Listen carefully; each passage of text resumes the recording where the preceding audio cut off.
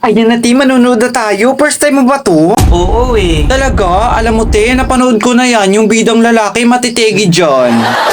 Nakakalungkot, hindi dahil natega yung bida, kundi nalaman ko na yung nangyari kasi kwento niya.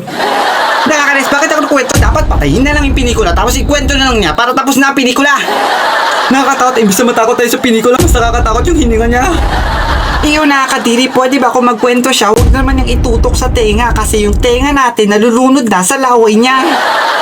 Nakakaingit naman yung iba, tahimik lang kumanapat samantalang siya ikinukwento niya ng malakas at bonggang-bongga, rinig hanggang kabilang kalsada. Nakakaya naman sa ibang manonood ang ingay-ingay natin at panay pa sa tawa kahit walang nakakatawa. Bida-bida. Nakakaboli ng manood, alam ko na ang kwento, wala nang thrill sa pinikula. Wala nang thrill sa pinikula? Hindi, wala nang drill sa pinikula.